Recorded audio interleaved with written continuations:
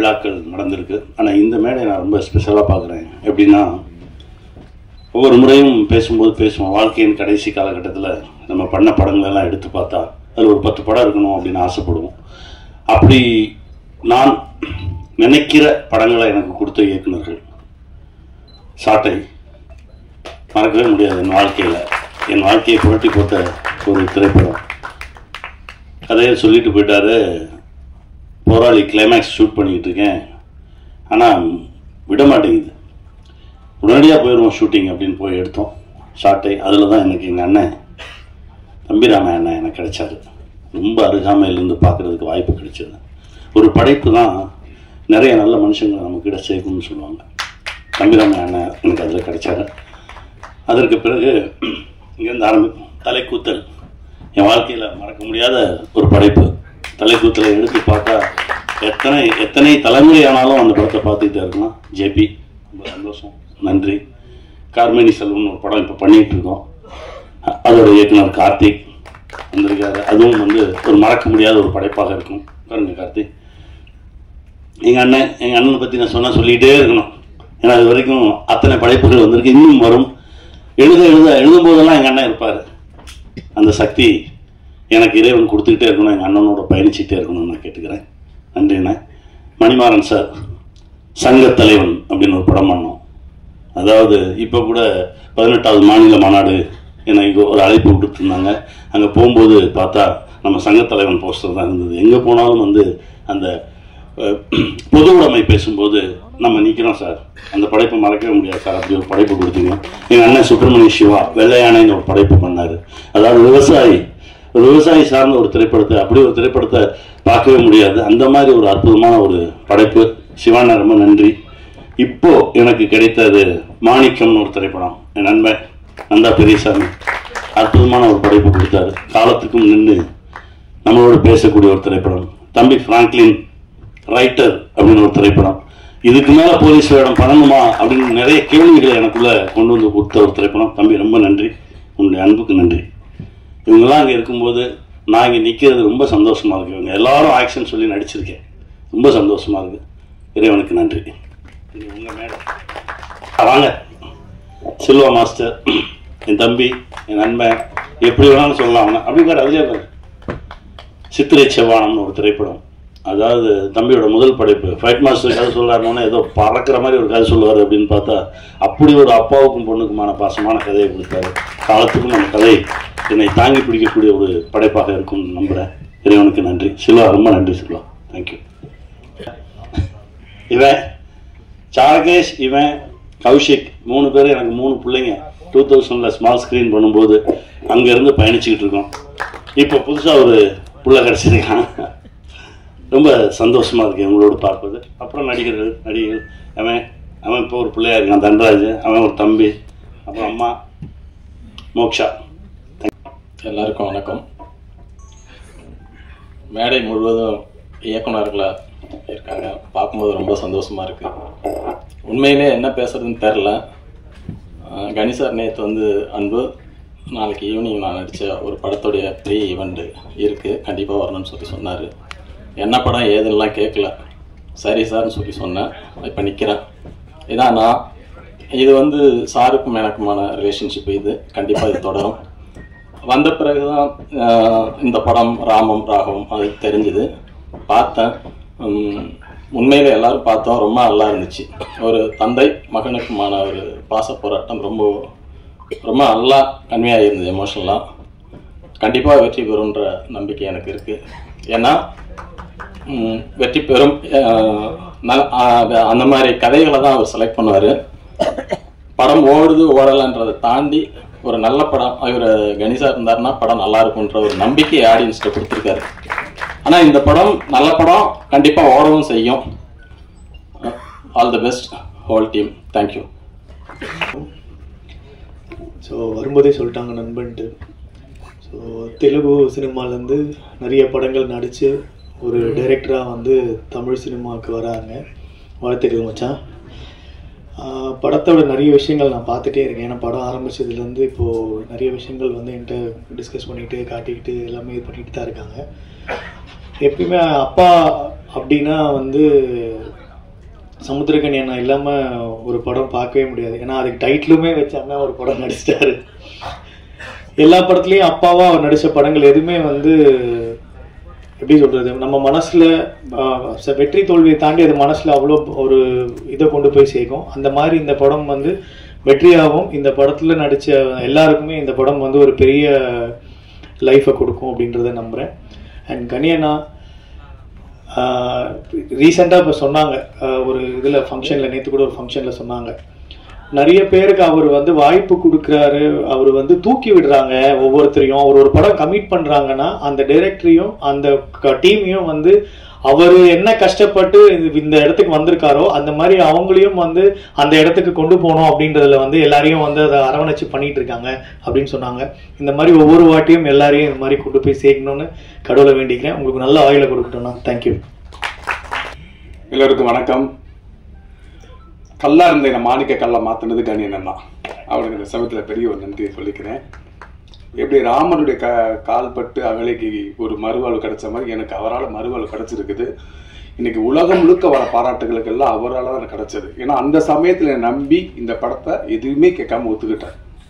நல்லா எடுப்பீங்களா மாட்டீங்களா என்ன புரிஞ்சுக்க கதையில் இருக்கிற அந்த உயிர் அந்த நேர்மைக்காக ஒத்துக்கிட்டாரு. அவர் அண்ணன் நாங்கள் சொல்லுவேன், அவர் என் அண்ணன் சொல்லுவார். நடுவில் வந்து தம்பி எங்கே இருக்காருன்னு தெரியாது. அப்படி ஒரு உறவு எங்களுக்குள்ள. மொத்தத்தில் வந்து அவர் சிறகு இல்லாத ஒரு தேவதை. எல்லாரையும் கையை பிடிச்சி அப்படி படுறது அப்படி தூக்கிட்டே போவார். எவ்வளவு நாள் எவ்வளவு வெயிட்னாலும் நான் தூக்கிட்டு போறேன், நான் உயரப்பட மட்டும் இல்லாம எல்லாரும் உயர கூட்டிட்டு போவேன் அப்படின்னு சொல்றது எண்ணம் இருக்குல்ல, அதுதான் அவர் வந்து இவ்வளவு பெரிய இடத்துக்கு கொண்டாந்து வச்சிருக்குது. ராமம் ராகவம் பார்க்குறப்ப எல்லாருமே அவங்க அப்பாவை வந்து கனெக்ட் பண்ணிக்குவாங்க. நான் வந்து இந்த ட்ரெய்லர் இப்போ தான் பார்த்தேன். பார்த்தோன்னா வந்து அப்பா வந்துட்டு ஒரு நிமிஷம் சடனாக முன்னாடி வந்துட்டு போனாரு. இதுவே இந்த படத்துக்கு கிடைச்ச மிகப்பெரிய வெற்றி. ஒவ்வொரு அப்பாக்களும் வந்துட்டு போவாங்க. அப்படி ஒரு குடும்ப ஒரு உணர்வு இந்த படம் ஏற்படுத்தியிருக்குது. எல்லா சினிமா விழாக்களையும் குடும்ப விழாவா மாத்துறது அண்ணனோட படங்கள் மட்டும்தான் நினைக்கிறேன். இந்த படம் மிகப்பெரிய வெற்றி பண்ணு நினைக்கிறேன். தேங்க்யூ.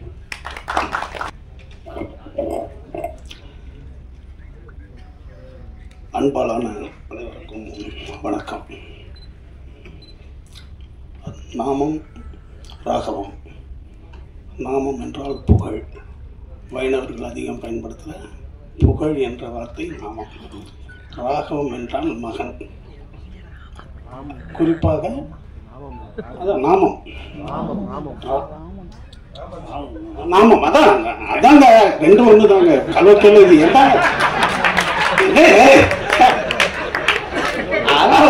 எங்க ஊர்ல நாமம் சொல்லுவோம், ராமன் சொல்லியது என்ன அதுக்கு அர்த்தம் அதான் புகழ் அல்லது பேர். ராகவம்னா மகன். குறிப்பா வந்து ராகவனுடைய மகனை ராகவம் அப்படின்னு சொல்லுவாங்க. இது வந்து ஒரு இது. இன்னும் சொல்ல போனா இன்னும் உள்ள போனோம்னா நீங்க தேவர்கள் எல்லாம் ராமம் இவங்களை கும்பிடுவாங்க. தேவர்கள் எல்லாம் நாமம் போட்ட கடவுள்களை கும்பிடுவாங்க. அசுரர்கள் எல்லாம் பட்ட போட்ட கடவுளை கும்பிடுவாங்க. இதெல்லாம் வந்து அதுக்குள்ள இருக்கிற விஷயங்கள் நம்ம போக வேண்டாம். சரி, என்னன்னா இந்த அப்பா மகன் உறவு இருக்கு இல்லையா, நீங்க தாயா யார் வேணாலும் வாழ்ந்துடலாம். ஏன்னா நான் தாயின் வயது தான் என்னுடைய முதல் 10 மாதம். அதனால என்கிட்ட தாய்மை இருக்கும். என் முதல் வீடு எங்க அம்மாவுடைய கருவறை தான். அதனால எல்லா மனிதனுக்கும் தாய்மை இயற்கையிலே இருக்கும். அவனுக்கு 12-13 வயசு வரைக்கும் அவனுக்கு பெண் குரல் தான் இருக்கு. அதனால அவன் பெண்மையா தான் இருக்கிறான். அதனால ஒரு மனிதன் தாயை விரும்புவதோ தாயாக வாழ்வதோ என்றது இயற்கையிலே அவனுக்கு இருக்கு. ஆனால் ஒரு தந்தையாக மாறுறது இருக்கு இல்லைங்களா, அது வந்து மாபெரும் தவம். அவ்வளவு சீக்கிரம் நீங்க அந்த கருணையான இடத்தை நீங்க அடையிறதுங்கிறது மிகப்பெரிய ஒரு ஒரு தவம். அது குறிப்பாக உங்க முகம் 40 வயசு பிறகு உங்க தந்தை முகமா மாறும். இப்ப நான் என்னுடைய அம்மா முகம் உள்ளவன். சின்ன வயசுல என்ன சின்ன வயசுல எங்க போனாலும் அமிர்தவல்லி பையனான்னு தான் கேட்பாங்க. ஏன்னா என் முகம் எங்க அம்மா முகமா தான் இருந்தது. அந்த 40 வயது போக போக என்ன வடிவேல் பையனான்னு கேட்க ஆரம்பிச்சிட்டாங்க. அப்ப அந்த 40 வயது பிறகு தந்தை முகம் மாறும் பாருங்க உங்களுக்கு. அது மாபெரும் ஒரு ஒரு சொல்ல முடியாத ஒரு இது. அப்ப நீங்க சோஷல் சொல்ற மாதிரி ஒரு மனிதனுக்கு வந்து பெண்மை கலக்கும் போது அவன் வந்து தந்தையா மாற முடியும். அது வரைக்கும் தந்தையா தான் இருப்பான். அவனுக்கு பெண்மை கலக்கும், அன்பு சேரும் போது அவன் தந்தையா மாறுவான், முழு தந்தையா மாறுவான். தந்தையினுடைய மிகச்சிறந்த விஷயம் என்னன்னா, எல்லா தந்தையும் தன் மகனிடம் தோக்கணும்னு நினைப்பான். இந்த உலகத்தில் வேற எந்த கேரக்டராக அது முடியாது. எல்லா தந்தையும் தன் மகனிடம் தோக்கிறதுக்கு ஆசைப்படுவான். வேற யாருமே அதுக்கு ஆசைப்பட மாட்டாங்க. அதுதான் தந்தையினுடைய கேரக்டர். அதாவது தசரதன் சிறந்த மகனை பெற்ற தசரதனும் காட்டுக்கு போகும்போது அவ்வளவு வேதனைப்படுறான். தப்பான பசங்களை பெற்ற தருதராசனும் அவ்வளவு கஷ்டப்படுறான். என்ன, சஞ்சீவன் கிட்ட எப்படி போர் நடக்குதுன்னு கேட்டு தெரிஞ்சுக்கிட்டே இருக்கான்.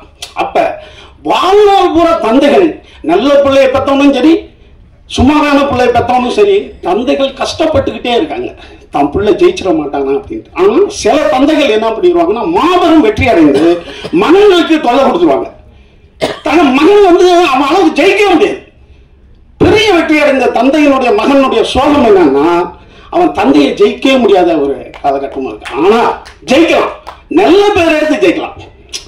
எப்படி ஒரு தந்தைக்கு இப்படி ஒரு மகன் தான், அந்த பேரை கிடைக்காம சிறந்த வார்த்தைகள், சிறந்த பண்பு, சிறந்த சமுதாய துண்டு இப்படி செஞ்சு மிகச்சிறந்த பேர் எடுக்கலாம். அவன் வாழ்க்கையில் வெற்றி அடைந்து அப்பா பண்ணிட்டாரு, இவன் பேர் எடுத்து கொடுத்துடலாம், பேர் எடுக்கும் பிள்ளையா இருக்கலாம். அப்படியாக இந்த அப்பா பையனுடைய கதை மிகச்சிறந்த படமா நிச்சயமா இருக்கும்னு நான் நம்புறேன். குறிப்பா காந்தி சுயசரிதை எழுத சொல்றாங்க காந்தியை. அவர் என்ன சொல்றாரு, தெற்காசியாவில் இது வரைக்கும் சுயசரிதை யாருமே எழுதல, நான் தான் எழுதணும்.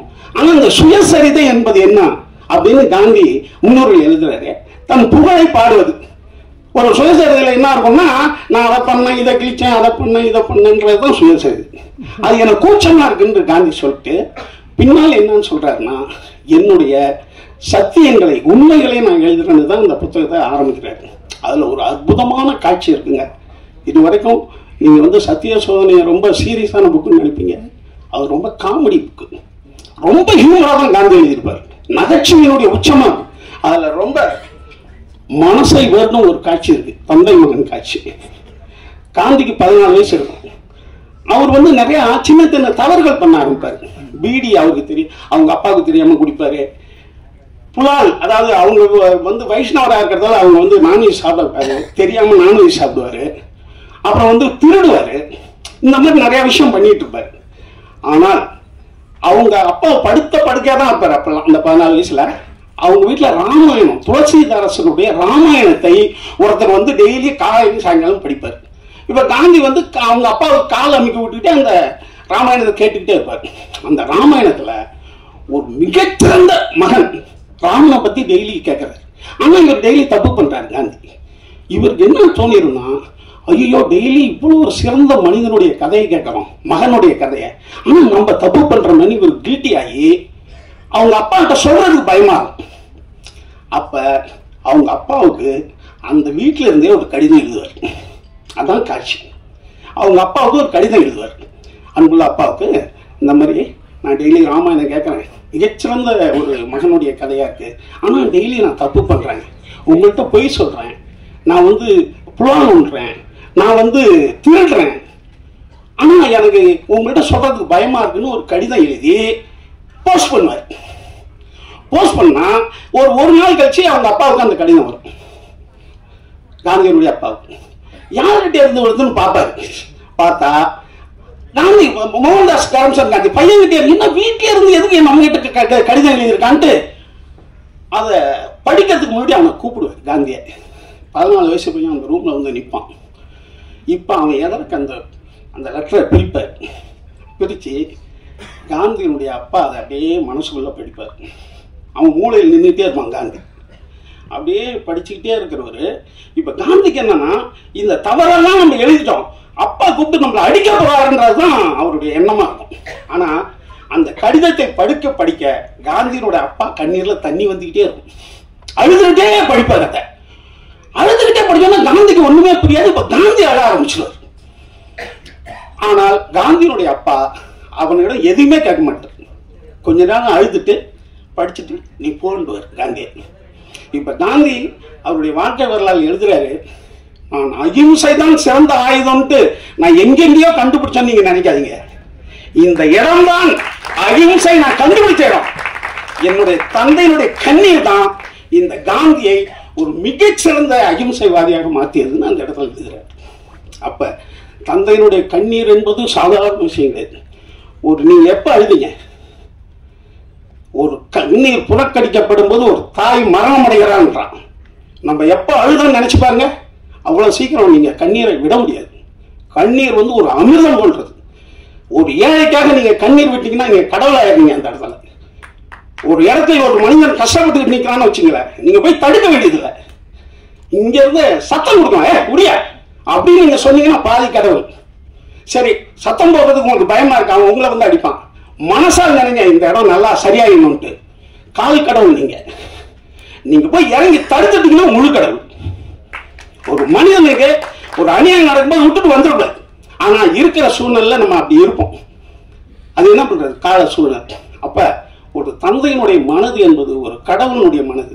அந்த கடவுள் மாதிரி நீங்க வாழணும்னா ஒரு முழு தந்தையாகணும். அடுத்து இந்த படம் மாபெரும் வெற்றிடம். புது டைரக்டர் தன்ராஜ் மாபெரும், அவர் நல்லா நடிச்சிருக்காரு. அண்ணன் எங்களுக்கெல்லாம் தம்பி அண்ணன் கூப்பிட்டாலும் அவர் தம்பி ராமையானாலும் எங்களுக்கெல்லாம் அண்ணன் தான். நிறைய பேசுவார் அண்ணன். ஆக மொத்தம் இந்த படத்தில் நடித்த ஒவ்வொருத்தவங்களுக்கும் என்னுடைய அன்பான வாழ்த்துக்கள். இதில் உள்ள டெக்னீஷியன், அவர் புது ப்ரொடியூசரு, துபாயில இருந்து வந்திருக்காரு. அவர் நிறைய படம் பண்ணி நிறைய பேரை அவர் தந்தையா இருக்கணும், நிறைய பேரைய வாழ வைக்கணும். இதுக்கு நீங்க எல்லாம் சேர்ந்து மிகச்சிறந்த ஒரு சப்போர்ட் பண்ணணும். கனியண்ணனை பத்தி நான் பேசவே இல்லைன்னு கோச்சிக்காதீங்க. ஏன்னா ஒரு சிறந்த மனிதனை பத்தி நிறைய பேசக்கூடாது. ஏன்னா உங்களுக்கே ஒரு சிறந்த மனிதன் தெரியும். ஏன்னா இந்த புகழ்த்து பேசுறது இருக்கு இல்லைங்களா, அதுல என்னன்னு கேட்டா நமக்கு எதுவும் நம்ம தெரியுமா, நானே ஒரு கடவுள், நான் எதுவும் கடவுளை புகழ்ந்து பேசணுன்ற நிலைமையில கனியன்ற ஒரு மாபெரும் மனிதன்றதை உங்களுக்கு நான் சொல்லி தெரிய வேண்டியதில்லை. ஒவ்வொரு செயல்களிலும், ஒவ்வொரு வார்த்தைகளிலும், ஒவ்வொரு இதுலையும் அவங்களோட ஒரு சிறந்த மனிதனை நான் பார்த்தது கிடையாது. அதனாலதான் மீண்டும் மீண்டும் அவரை பெருசா பேசுறதுக்கு எனக்கு மனசு வரல. ஏன்னா உங்க மனசையும் அவர் சிறந்தவர்னு தெரியும். நன்றி, வணக்கம். பத்திரிகை, தொலைக்காட்சி, இணையதள சகோதர சகோதரிகளுக்கும் மேடையில் அமர்ந்திருக்கக்கூடிய ஃபீல் குட் டைரக்டர்ஸ் மாலை வணக்கம். அன்பு தம்பி தன்ராஜ் இயக்குனராகவும் கதாநாயகனாகவும், ராம் ராகவம் கரெக்டாக சொல்லிட்டேன்னா, ஆமாம் அது தம்பி கரெக்ட் தான். படிப்பாளி இல்லை, இப்படி தப்பாக சொன்னால் கூட தப்பை கூட சரி பண்ணிக்கலாம். தமிழ் அதுக்கு இடம் கொடுக்கும்.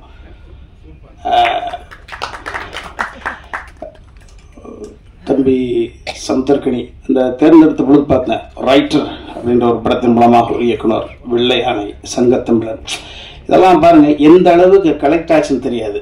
நம்மளுக்கு ஒரு 80 வயசு ஆகும். ஒரு கைத்துக்கட்டில் மல்லாக்க படுத்துட்டு பாலெல்லாம் கலந்து போய் பேப்பர் பண்ணி யோசிக்கிற பொழுது நம்ம என்னடா சாதிச்சோம், எத்தனை கோடி பணம் இருக்கு, அதில் என்ன சாதிச்சோம்.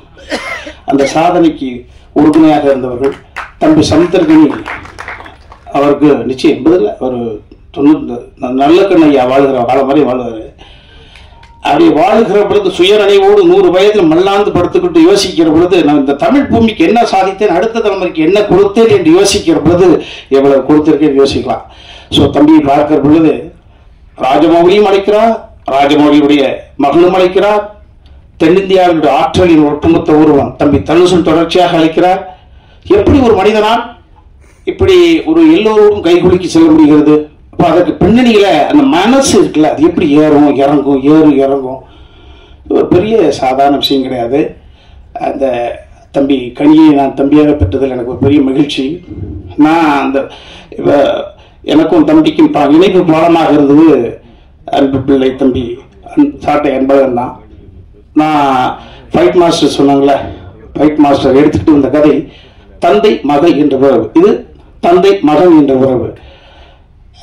நான் பங்கு பெற்ற இந்த மாணிக்கத்தையும் சாட்டையும் வச்சு பார்க்கிற பொழுது சாட்டை என்ன, நான் கொஞ்சம் இந்த கதாபாத்திரம் இல்லைன்னா கொலை செஞ்சுட்டு ஜெயிலுக்கு போயிருப்பான். இந்த கொலை செய்யக்கூடிய உணர்வை தடுத்து அவனுக்குள்ள இருக்கக்கூடிய மனிதநேயத்தை மீட்டெடுத்தது என்பது ஒரு சாட்டை. மாணிக்கம் என்ன, நாசர் சார் என்ற ஒரு கதாபாத்திரம் இல்லை என்றால் வாழ்க்கை முழுக்க இளம் பிராயத்திலேயே அவன் திருடனாக தொடர்ச்சியாக இருந்து தெற்கு எங்கோ சேதாரமாக இருப்பான். அற்புதமான அந்த உணர்வுகள் இது நிச்சயமாக இந்த மாணிக்கம் படமே பாருங்க, இந்த சாட்டை எடுத்து பாருங்க. நான் அடுத்த தலைமுறைக்கு கண்ணை மூடிட்டு பேரன் பேத்தியோட உட்கார்ந்து அந்த படத்தை போட்டு காமிக்கலாம்ப்பா. தம்பி சிவா சொன்னதை போல தவறு செய்வது ஒன்றும் பெரிய விஷயம் கிடையாது. தவறு செய்து விட்டு நான் தான் தவறானவன் என்று பெயர் வாங்கிவிட்டேன், தொடர்ச்சியாக தவறு செய்வோம் என்ற உணர்வுக்கு சொந்தக்காரனை இல்ல, திரும்பி வா என்று ஒரு படைப்பு சொல்லணும். ஸோ நிச்சயமாக இந்த சாட்டையும் இந்த மாதிரியான படைப்புகள் அடுத்த தலைமுறைக்கு இப்பொழுது சமீபத்தில் வந்து அனன்யாஸ் நானா நானினா ஹிந்தியில தாத்தா பாட்டி அந்த ஒரு இடத்துல போயிருந்தேன்.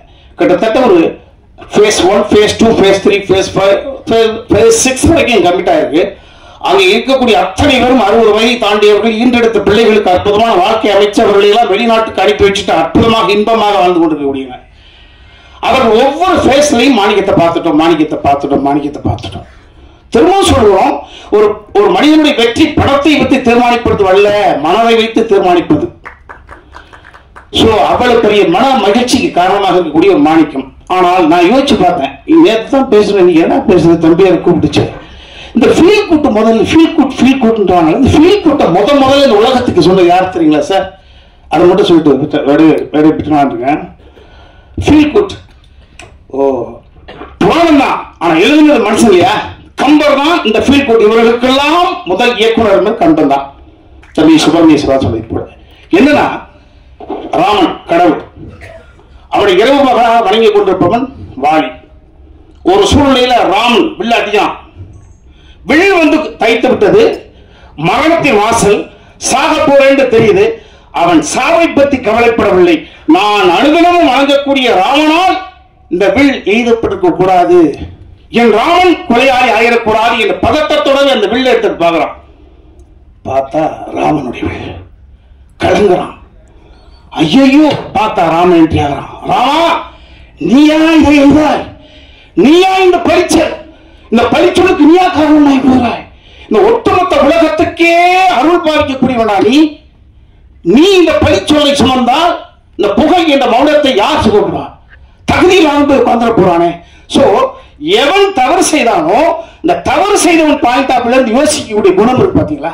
புராணம் தான் எழுதுவது. அந்த வசனங்கள் போடுறான் பாருங்க.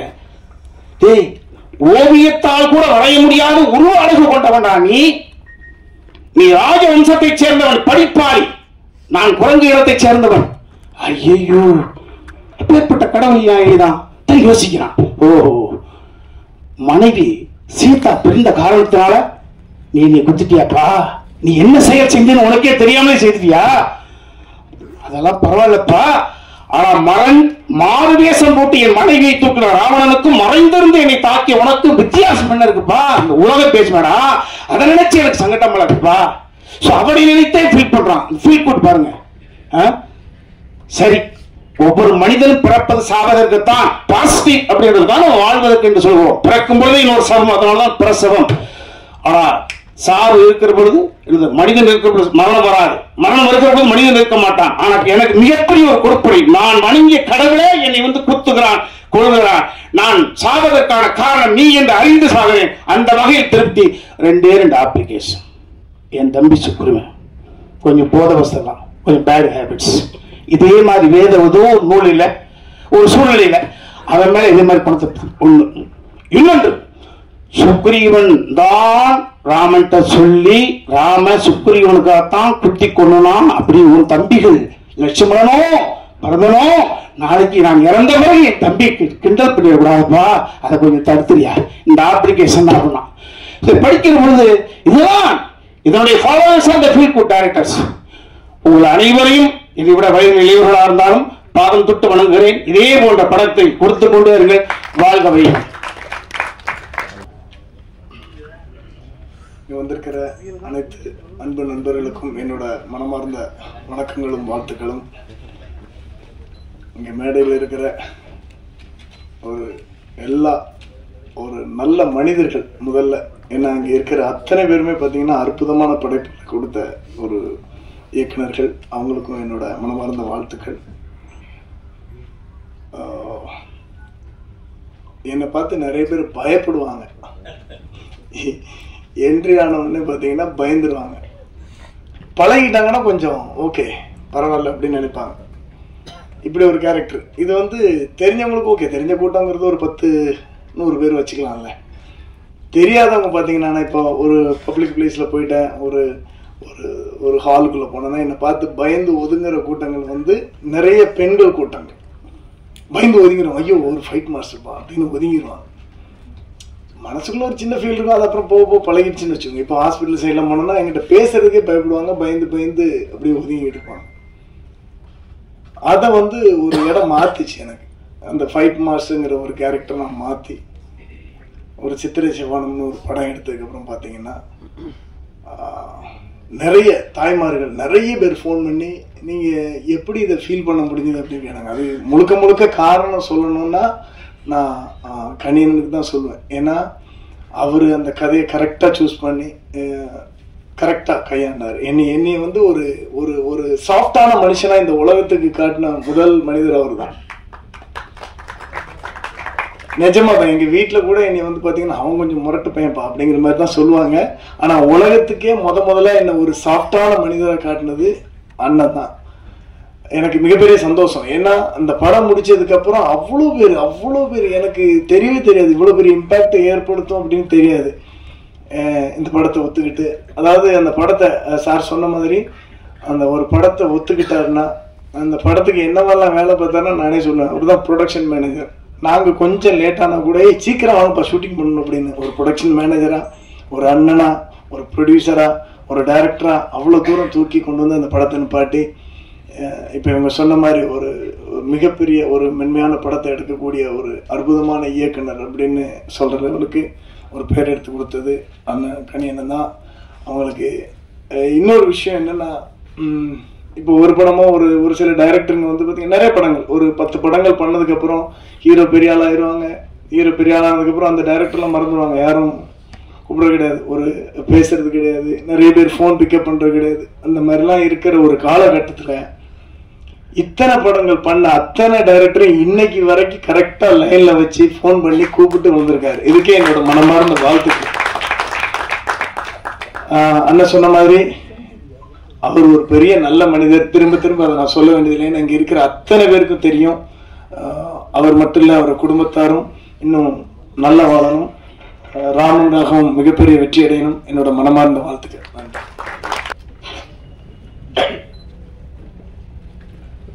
எல்லாருக்கும் வணக்கம். கணேண்ணா, தேங்க்யூ ஸோ மச். எதுக்கு கேட்க மாட்டீங்களா? மை ஃபர்ஸ்ட் டைம் டைரக்ட் பண்ணப்போ எனக்கு இந்த மாதிரி ஹேண்ட் போட்டு சப்போர்ட் பண்ணாங்க.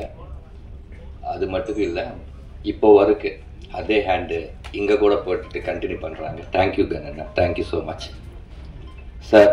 இங்கே வந்த எல்லா டைரக்டருக்கு நன்றி சார். வை பிகாஸ் நான் கூட கணேண்ண படத்துக்கு டைரக்ஷன் பண்ணப்போ நீங்கள் கூட பண்ணாங்க.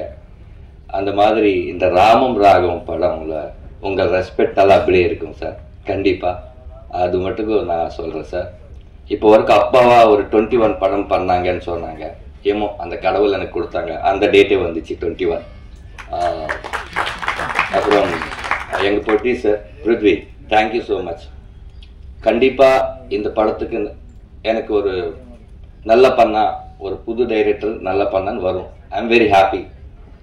பட் எந்த படமும் அந்த மட்டுக்கே கிரியேட் பண்ணுறது, அது இல்லாமல் இந்த ஃபீல் குட் படத்துக்கு கூட காசு வந்தா நல்ல நல்ல ப்ரொடியூசர் வருவாங்க, நல்ல ட்ரை பண்ண ஸ்டோரி சொல்கிறதுக்கு இந்த படம் ஓடணும். Please help me. தேங்க்யூ. நான் டைரக்ஷன் எதுக்கு பண்ணிட்டேன்னா, எனக்கு ஒன்றும் தெரியாது. My assistant director and my co director, my associate director, thank you so much. இந்த வேதிக்கையில் அது சொல்லணும், அது என் బాధ్యత. అప్పుడు my DOP and my editor Marthand K Venkatesh garu, my presenter Aripaka Prabhakar garu and everyone, thank you so much. நான் நினைக்கல இப்போ பார்த்தா இந்த படம் ஃபஸ்ட்டு 21 ரிலீஸ் அப்போ தியேட்டரில் பார்த்தா இப்படி தான் இருக்கணும் க்ரௌடு. Please help me. நான் இன்னும் கொஞ்சம் கற்றுக்கிட்டு தமிழ் நல்லா பேசணும், அதுக்கு தான் ட்ரை பண்ணுறேன். ஐம் வெரி சாரி, எதனா நான் தப்பாக பேசினா மன்னிச்சுங்க. நீங்கள்லாம் நான் ஹைதராபாத்தில் பார்க்குறேன், எவ்ரி மீடியா எல்லாம் social media and main media and Twitter, Facebook promotion நல்லா பண்ணுறாங்க. Thank you Guna, thank you so much your support. இன்னும் படம்ல இந்த எல்லாரும் சொன்னாங்க, இந்த ராமாயணம் பற்றி எல்லாம் சொன்னாங்க. அது ராமாயணம்ல தசரதர் சொன்ன மாதிரி ராமுடுவாரு வனவாசம் போவாங்க. பட் இந்த படத்துல ராமுடு என்ன சொன்னா அதுக்காக அப்பா எங்கேயோ போவாங்க. அதான் இந்த ராமாயணம், அது ராமம் ராகவம்.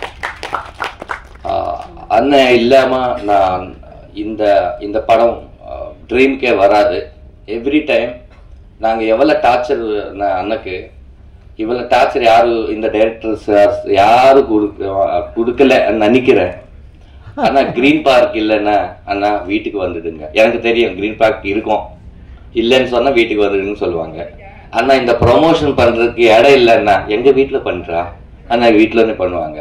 அப்போ அவ்வளோ டார்ச்சர் என்ன அண்ணா கெஸ்ட்டில் தெரியும் எனக்கு. நான் எங்கே பேசினா ஓகே அன்னு சொல்லிட்டு கெஸ்ட் அது 6:30 அது ஒரு வீடியோ எடுத்தேன். நான் எதுக்கு இவ்வளோ காதலன்னா என் மேலே இருக்கா இல்லை ப்ரொடியூசர் மேலே இருக்கா, அதில் படத்து மேலே இருக்கு. அது போதும்.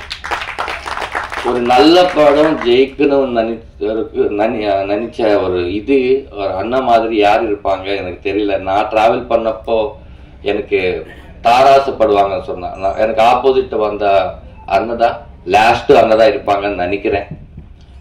இப்படியே ஃப்ளைட்லேருந்து அப்படியே கை இது பண்ணிட்டு வீட்டு வரைக்கும், வீட்டிலேருந்து பிரசாத் லேப் வரைக்கும், பிரசாத் லேப்லேருந்து ஹைதராபாத் வரைக்கும் அண்ணதான் பேக் சைடில் இருக்காங்க.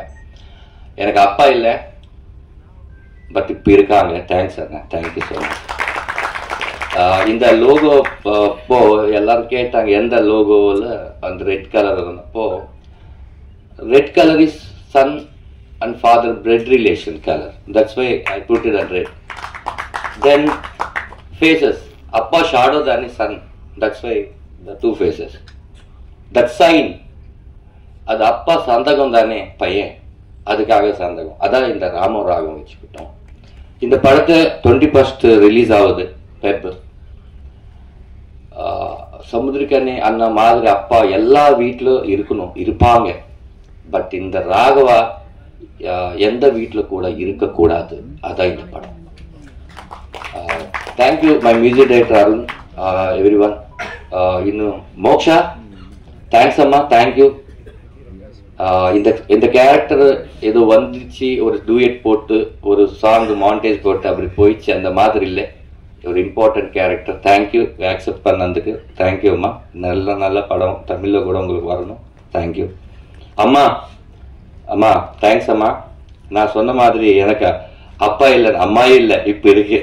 ஒரு படம் ஒரு குடும்பம் கொடுத்துச்சு, அது மேலே சக்ஸஸ் என்ன இருக்கும்? எனக்கு ஒரு அப்பா அம்மானே கொடுத்துச்சு, அதுக்கு மேலே சக்ஸஸ் என்ன இருக்கும்? நான் சக்ஸஸில் இருக்கேன். எனக்கு ஒரு ஃபேமிலியை கொடுத்த படம் ராமம் ராகவம். சார் முருகன் சார், அந்த கிளைமேக்ஸ் சாங் எனக்கு தெரியும் சார். எதுக்கு நான் ரிவீல் பண்ணலேதோ உங்களுக்கு தெரியும். அது படத்துலனே பார்க்கணும், அதுக்காக நான் ரிவீல் பண்ணல சார். நான் ஃபோன்லனே பேசிட்டு ஃபர்ஸ்ட் டைம் உங்களை பார்க்குறேன். ஒரு ஐ திங்க் ஒரு 18 வெர்ஷன்ஸ் நீங்கள் கொடுத்தீங்க. I love you sir. அந்த சாங் அப்புறம் எல்லாரும் பேசுவாங்க சார். நைஸ் சாங் கொடுத்தீங்க. அப்புறம் யுகபாரதி அண்ணா வரல, பிஸியாக இருக்காங்க. யுகபாரதி சார், அந்த சாங் நீங்கள் பார்த்த சாங் யுகபாரதி சார். சார் எனக்கு ஒன்றும் தெரியாது சார், பட் நான் விசுவல் மட்டும் ஃபஸ்ட்டே நானே எடுத்துட்டேன் சார். ஒரு மாஸ்டர் கூட இல்லை இதுக்கு.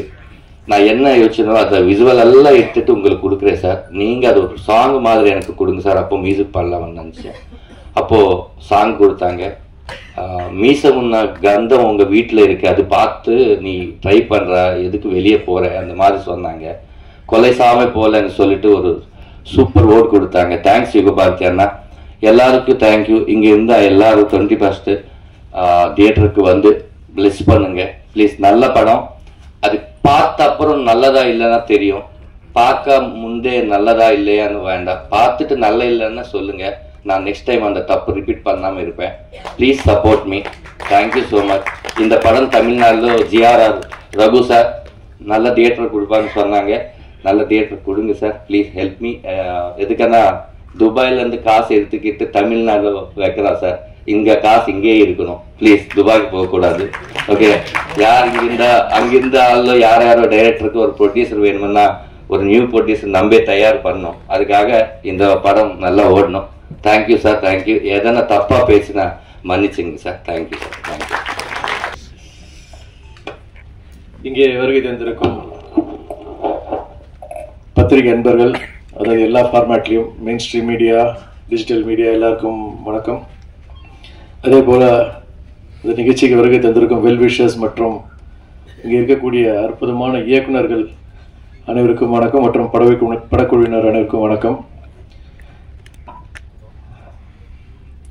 என் குருநாதர் சமுத்திரகனி சார், அவருடைய முதல் அவர் இயக்குன ஒரு சின்னத்திரை சீரியல் தான் நான் நடிக்க ஆரம்பித்தேன். ஸோ அப்போலேருந்து நான் அவரை பார்த்துட்ருக்கேன். ஸோ ஒரு வெற்றி இயக்குனராக சின்னத்திரையில் இருந்தார். அதற்கு பிறகு திரைப்படங்கள் போய் இயக்க ஆரம்பித்தார். ஒரு சில படங்கள் இயக்குனார். அது பேசப்பட்டது, ஆனால் அது பெருசாக ஒரு வரவேற்பு கிடைக்கல. அதற்கு பிறகு எந்த ஒரு யோசனையும் இல்லாமல் மீண்டும் சின்னத்திரைக்கு திருப்பி இயக்குனார். அதுக்கப்புறமா திரும்பவும் இல்லை, எனக்கு பெரிய ஒரு விஷயத்து இருக்குது, நான் அதை நோக்கி போகணும்னு சொல்லிட்டு அதுக்காக ஃபேமிலி கிட்டலாம் சொல்லிட்டு, உனக்கு என்னம்மா பணத்துக்கு எந்த குறைச்சலும் இல்லை, நம்ம பார்த்துக்கிறோமா அப்படின்னு சொல்லி வீட்டில் ஒய்ஃப் கிட்ட கூட சொல்லிட்டு திரும்பவும் சினிமாவுக்கு போகிறாரு. ஆனால் அந்த முறை ஒரு அசோசியேட் டைரக்டராக போனார். அதுக்கப்புறமா பொறுமையாக ஒரு படமாக இயக்கி அதுக்கப்புறமா ஒரு பெரிய நடிகராக மாறினார். அப்போவும் அவர் எங்கேயுமே நிற்கவே இல்லை. எப்போவுமே ஓடிக்கிட்டே இருக்கணும்டா, வாழ்க்கையில் நம்ம சாதிக்க வேண்டிய விஷயங்கள் நிறைய இருக்குது அப்படின்னு எப்பவுமே சொல்லிக்கிட்டே இருப்பார். இன்னி வரைக்கும் அதான் சொல்லிட்டு இருப்பாரு. அண்ட் அதையும் தாண்டி நம்ம தம்பி ரமேஷ் சார் சொன்ன மாதிரியும் அவர் எப்பவுமே என்கிட்ட சொல்ற ஒரு விஷயம் என்னன்னா, குடும்பத்துக்கு வேண்டியது செஞ்சிடணும்டா. ஆனால் அதை தாண்டி நம்ம வாழ்க்கையில் ரிலாக்ஸ் ஆகிற கட்டத்தில் நம்ம திரும்பி பார்க்க போது நம்ம என்ன படைச்சோம், நம்ம என்ன பண்ணியிருக்கோம், என்ன சாதிச்சிருக்கோம், இந்த சொசைட்டிக்காக நம்ம என்ன கொடுத்துருக்கோம் அப்படின்னு நம்ம திரும்பி பார்க்கும் போது நம்ம பேர் சொல்ற மாதிரி ஒரு 20 படைப்புகளாக அது இருக்கணும் அப்படின்னு அவர் எப்பவுமே சொல்லிக்கிட்டே இருப்பாரு. அது ஒரு உண்மையான விஷயம் கூட. ஏன்னா இன்னைக்கு இங்க இருக்கக்கூடிய இயக்குநர்கள் அதுக்கு பெரிய சாட்சி. அவ்வளோ அழகான படைப்புகளை கொடுத்த இயக்குநர்கள் இன்னைக்கு சனி சாருக்காக வந்திருக்காங்கன்னா அதை அவர் மேலே வச்சிருக்கிற அது ஒரு அந்த அளவு கிடந்த ஒரு பாசம், மரியாதை மற்றும் அவருக்கு இவங்க கொடுக்குற ஒரு அங்கீகாரம் தான் நான் நினைக்கிறேன். ஸோ அப்படிப்பட்ட அந்த படைப்புகளில் கண்டிப்பாக ராகவமும் கண்டிப்பாக சேரும்ன்ற நம்பிக்கை எனக்கு இருக்கு. அவர் இப்போ சொன்னார், அதாவது தன் பிள்ளைகளுக்கு தாண்டி ஒரு மகனாக என்ன அவர் பாதிச்சு அவர் அங்கீகாரம் கொடுத்துருக்காரு. உண்மையில் ரொம்ப சந்தோஷமா இருக்கு. அதையும் தாண்டி நம்ம இயக்குனர் தன்ராஜும் அது வார்த்தையை சொல்லியிருக்காரு. ஸோ உண்மையிலேயே அது நல்லாவே பொருந்தது. ஸோ இந்த கதை எப்படி இருக்க போகுதுன்றது ஒரு தந்தைக்கும் மகனுக்குமான இருக்க ஒரு அற்புதமான உணர்வு. அதை ஒரு அழகான படைப்பாக வெளியே கொண்டு வர போறாங்க. ஸோ எல்லாரும் போல நானும் காத்திருக்கிறேன். நானும் ஒரு தந்தை தான். என் மகனுக்கும் எனக்கும் ஒரு கண்டிப்பான ரிலேஷன்ஷிப் அந்த பர்டிகுலர் ஏஜ் குரூப்ல எப்படி இருக்குன்றதை நானும் பார்க்கணுன்றத ரொம்ப அவரோட காத்துக்கிட்டு இருக்கேன். ஸோ இந்த படம் ஒரு அருமையான வெற்றி பெற வாழ்த்துக்கள். பிருத்வி ஒரு அருமையான ப்ரொடியூசர் ஃப்ரம் துபாய். ஸோ மென்மேலும் நீங்கள் அற்புதமான படங்கள் இயக்கணும், தயாரிக்கணும். அதே போல தன்ராஜ், வெல்கம் டு தமிழ்நாடு. தமிழ் உங்களை வாழ வைக்கும், கவலைப்படாதீங்க. All the best. பத்திரிகையாளர் குடும்பத்துக்கு வணக்கம். உங்களோட சேர்ந்து கொஞ்சம் வருஷத்துக்கு முன்னாடி தலைக்கூத்தல் படத்துக்காக அங்கிருந்து கனியனை நேர்காணல் செஞ்சிருக்கேன், அண்ணனை நேர்காணல் செஞ்சிருக்கேன். இன்னைக்கு இந்த இடத்துல இருக்கிறது கொஞ்சம் பதட்டமா இருக்கு. ஏன்னா இதுக்கு நீங்க உட்கார்ந்துருக்கீங்கிறத பரபரப்பா ஓடிட்டு இருக்கிற இந்த மானுட சமூகத்தை கொஞ்சம் கையை பிடிச்சி நிறுத்தி பொது உடைமையையும் பொதுவாக நம்ம அலட்சியப்படுத்துற நம்மளோட உடைமைகளா இருக்கிற அப்பா, அம்மா, மனைவி மாதிரியான உறவுகளோட உணர்வையும் கொஞ்சம் சத்தமா சொல்லி செல்லமா ஒரு அரைஞ்சு மனுஷனா வாழ்றதுக்கான வழியை போட்டு கொடுக்கிற எளிய மனிதர், தமிழ் சொல்லும் அறம் சுரக்கிற சமுத்திரகடி அண்ணனுக்கு முதல்ல பெரிய வணக்கம். இந்த கனிவான அகத்துக்கும் கடுமையான முகத்துக்கும் சொந்தக்காரராக இருக்கிற அப்பாக்களுக்கான ஒரு உருவம் தயாரிக்கணும்னா அதான் சமுத்திரகடி அண்ணன். அது தமிழ் சினிமா எப்போதும் தவற விட்டதே கிடையாது. பெரியோரை வியத்தலும் இளமே, சிறியோரை இகழ்தல் அதனும் இளமேன்னு கனியின் பூங்குன்றன் சொன்ன வார்த்தைக்கான அடையாளமா இந்த சிறுவனை இந்த மேடையில உட்கார வச்ச கனி அண்ணனுக்கு மீண்டும் ஒரு பெரிய நன்றி.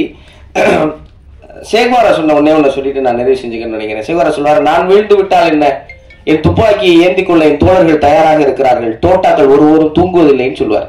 அப்படி அவருடைய தோட்டாக்களை ஏந்துவதற்கான, துப்பாக்கி ஏந்துவதற்கான இயக்குநர்களை தொடர்ந்து உருவாக்கிட்டே இருக்கிற இந்த சமுதிரம் என்றும் வற்றாது என்ற பெரிய நம்பிக்கையோடு தமிழ் சினிமா என்றும் வாழும். தமிழ் சினிமா நம்பி வந்த எல்லோரும் நிச்சயம் வாழ்வோம் அப்படிங்கிற நம்பிக்கையை தொடர்ந்து கொடுக்குறவங்க எல்லாருக்கும் நன்றி. எல்லாருக்கும் வணக்கங்க. மீடியா எல்லாருக்கும் வணக்கம். அப்புறம் ஸ்டேஜில் அமர்ந்திருக்க எல்லா பெரியவங்களுக்கும், டேலண்டடான directors, producers and first time director, actress எல்லாருக்கும் வணக்கம். எல்லாருமே எல்லாமே பேசி முடிச்சிட்டாங்க. இந்த கடைசியாக பேச வந்தால் பெரிய பிரச்சனைங்க, என்ன பேசுறதுன்னு தெரியல. பட் நான் ஒரு விஷயம் சொல்ல ஆசைப்படுறேன். இது வந்து என்னோட ஆக்டிங் டீச்சர் எனக்கு சொன்னது. அவர்கிட்ட ஆக்டிங் கற்றுக்க போனப்போ அவர் சொன்னது, ஜேபி நான் வந்து உனக்கு பெருசாக ஒன்றும் கற்றுக் கொடுக்க முடியாது. 80% உன்னோட மனிதம், 10% உன்னோட டேலண்ட், இன்னொரு 10% உன்னோட உழைப்பு அப்படின்னு சொன்னார். அது எனக்கு பெருசாக அப்போ புரியல. பட் இந்த ப்ராசஸ் நான் வந்து தலைக்கூத்தல் படத்தோட கதையை வந்து சமுத்திரக்கனிக்கார் சாருக்கு சொன்னேன். அன்னைக்கு அவரு லென்ஸ் கூட பார்க்கல, ஒரு புது பட இயக்குனராக தான் பார்த்தாரு. எந்தவித ஜட்ஜ்மெண்ட்டும் இல்லாம கதையை கேட்டாரு. கேட்டு முடிச்சு சாதாரணமா எல்லாரும் நாளைக்கு சொல்றேன் நாளைக்கு சொல்றேன்னு சொல்லுவாங்க. ஆனா சார் அப்பவே வந்து ஜேபி நான் பண்றேன், நம்ம பண்ணலாம் அப்படின்னு கட்டி பிடிச்சிட்டாரு. அந்த ஒரு மொமெண்ட்ல எனக்கு அந்த கிடைச்ச ஒரு ஃபீல் கரெக்டா கனெக்ட் ஆயிடுச்சு. என்னோட சார் சொன்னது 80% மனிதம், 10% டேலண்ட் அண்ட் 10% உழைப்பு அப்படின்னு சொன்னார் இல்லையா. அப்பயே நான் நினைச்சேன் என்னோட கேஸ்டிங் கரெக்டா இருக்கும்னு. அது நான் வந்து சினிமாவில் பார்த்தேன். தலைக்கூத்தல் வந்து சார் கூட நான் ஒர்க் பண்ணும்போது அதை நான் பார்த்தேன். ஒரு ஆக்டரா அவர் எப்படி அங்கே பெர்ஃபார்ம் பண்றாரு, அவரோட டேலண்ட் எப்படி வருது, அந்த மனிதத்தோட டிஃப்ரெண்ட் கைண்ட் ஆஃப் உணர்வுகளை அவர் எப்படி உள்வாங்கி அதை அந்த மொமெண்ட்ல கொடுக்குறாருன்றது நிறைய இடத்துல நான் பார்த்து வேந்திருக்கேன். தலைக்கூத்தல் பார்த்து உங்களுக்கு எல்லாருக்குமே அது தெரியும். ஆக்சுவலா கண் கலங்க வச்சிருவாரு. அதை பார்த்தாரா நாங்கள் ஷூட்டிங்லேயே நாங்கள் எல்லாருமே எழுதிட்டோம். ஒரு சீன்ல லைவ் சவுண்ட் போகுதுன்றதுனால எல்லாருமே கண்ட்ரோல் பண்ணி வச்சிருந்தோம் அந்த ஷார்ட் முடிகிற வரைக்கும். அதுக்கப்புறம் எல்லாரும் காஃப் பண்ண ஆரம்பிச்சாங்க, அழுதுகிட்டு இருந்தாங்க ஒரு பர்டிகுலர் சீன்ல. ஸோ அண்ட் தலைக்கூத்தில் எல்லாரும் மறந்து இருக்கிற இந்த டைம்ல திடீர்னு என்னை கூப்பிட்டு ஜேபி நீங்க வரணும் அப்படின்னு சொன்னதுக்கு நான் பெரிய என்ன சொல்றது, thank you so much sir, thank you. அது ஒரு பெரிய ஒரு விஷயமா நான் நினைக்கிறேன். அதுக்கு காரணம் அவரோட மனிதம் தான். அண்ட் அந்த மனிதம் தான் அவரை இங்கே கொண்டு வந்து நிறுத்திருக்கு. அதுதான் அவரோட டேலண்ட்டும், அதுதான் அவரோட உழைப்பும் எல்லாத்துமே. அப்புறமா ஃபர்ஸ்ட் டைம் டைரக்ட் பண்றாரு தன்ராஜ். ஏன்னா எனக்கு என்னோட லென்ஸ் டைம் ஞாபகம் வருது. நானே ப்ரொடியூஸ் பண்ணேன், நானே நடித்தேன். அண்ட் டெஃபினட்டாக இங்கே உங்கள் முன்னாடி நான் பேசியிருக்கேன். அண்ட் எல்லாருமே அவ்வளோ சப்போர்ட் கொடுத்துருக்கீங்க. லென்ஸ் இப்போவும் லென்ஸ் பற்றி எல்லாரும் பேசுகிறாங்கன்னா அதுக்கு காரணம் மீடியா தான். அதே மாதிரி இந்த ஃபர்ஸ்ட் டைம் முயற்சி ராமம் ராகவத்துக்கு உங்களோட எல்லா சப்போர்ட்டும் இருக்கணும் அப்படின்னு நான் வேண்டி கேட்டுக்கிறேன். இந்த படம் வெற்றி பெற மிகப்பெரிய வாழ்த்துக்கள். தேங்க்யூ. எல்லாருக்கும் வணக்கம். இது ரொம்ப நாள் ஆச்சு, நான் சமுத்திரகனி எனக்கு நன்றி சொன்னதே இல்லை பெருசா. ஸோ இந்த மேடை நன்றி சொல்றதுக்கு யூஸ் பண்ணிக்கலாம்னு நினைக்கிறேன். Thanks Dhanraj for that. ராமம் ராகவம் படத்துக்கு அதுக்கு நன்றி. டெபு ஃபிலிம்ஸ் எடுக்கிறவங்கலாம் நடக்க தெரியாத குழந்தைங்க மாதிரி தட்டி தட நடக்கும்போது ரொம்ப கரெக்டான ஒரு ஆள் இருந்தா கையை பிடிச்சி கூட்டிட்டு போறதுக்கு ஒரு அப்படி ஒரு ஆள் அப்படின்னா கனியன் தான். கதை படிச்சு முடிச்சோன்னுமே சொல்லுவார் அண்ணன் சொன்னாரு, இல்ல நம்ம கண்டிப்பா நம்ம சொல்லி ஆகணும்டா, நம்ம பேசலாம் அப்படின்னு சொல்லிட்டு அந்த நிமிஷத்துல இருந்தே அவர் வந்து ரொம்ப கிளியரா கைட் பண்ணாரு, ஹெல்ப் பண்ணாரு. நம்ம எழுதின ஒண்ணு வந்து உயிர் கொடுத்து அதை அவர் தங்கராஜா பெர்ஃபார்ம் பண்ணி காட்டும் போதுதான் அவ்வளவு ஃபுல்ஃபில்லா இருக்கும். நிறைய நேரம் மானிட்டர் பார்க்காம அவர் நடிக்கும் போது கீழே உட்காந்துட்டு அவரை நான் பார்ப்பேன். ரொம்ப லாஸ்ட் மினிட்ல எல்லாம் ஒரு 2 பேஜ் டைலாக் எடுத்துட்டு போய் கொடுப்பேன் நானு. என்னடா இப்போது கொடுக்குறேன்னா திட்டுவாரு. ஸோ அதையுமே வந்து ரொம்ப சிம்பிளா ஒரு வித்தின் ஒரு 20 மினிட்ஸ்ல அடிச்சு காலி பண்ணியிருக்காரு. என்ன நிறைய நேரத்துல வந்து பிரமிக்க வச்சிருக்காரு. ஸோ கண்டிப்பா அவரு உங்களையும் கண்டிப்பா சூப்பரா சேஃபா கைட் பண்ணி கூட்டிட்டு போயிருப்பாருன்னு எனக்கு நம்பிக்கை இருக்கு. அப்புறம் அண்ணன் வந்து ஒரு சூப்பரான ஒரு ஃபாதர் மெட்டீரியல். அண்ணன் கிட்ட வந்து அப்பாவுக்கான அன்பு பயங்கரமா கொட்டி கிடக்கும். அதை அண்ணனா வெளிப்படுத்துவாரு, அதை ஒரு நண்பனா வெளிப்படுத்துவாரு. அவர் உலகமே வித்தியாசமான உலகம். அவரு சுப்பிரமணியம் சிவாவும் சேர்ந்துட்டு 2 பேரும் மாத்தி மாத்தி அண்ணன் அண்ணன்னு கூப்பிட்டுப்பாங்க. நான் ரொம்ப நாள் கன்ஃபியூஸ்டா கேட்டிருக்கேன், என்னன்னா நீங்க அண்ணன் அண்ணன்னு கூப்பிட்டுக்கிறீங்க, இதுல யார் அண்ணன் கேட்டிருக்கேன் நானு. அது அப்படிதான்டா, நான் அண்ணன், அவர் எனக்கு அண்ணன்டான்னு சொல்லுவாரு. ஸோ அந்த அளவுக்கு என்னை வந்து இன்னைக்கு ஓரளவுக்கு எனக்கு இவ்வளோ ஓரளவுக்கு ஒரு ஸ்பேஸ் கட்சி நான் இந்த அளவுக்கு இது பண்ணேன், ஒர்க் பண்ணியிருக்கேன் அப்படின்னா அது கனியன் ரொம்ப முக்கியமான காரணம். அதனால அவருக்கு நிறைய நன்றி சொல்லணும். இந்த மாதிரியும் நான் நன்றி சொல்லதுக்கு கேட்டுக்கிறேன். ராமம் ராகவம் கண்டிப்பா ஒரு பெரிய வெற்றி அடையும் நான் நம்புறேன். கண்டிப்பா ஒரு நல்ல வெற்றி விழாவில் சந்திக்கணும்னு நினைக்கிறேன். நன்றி, வணக்கம்.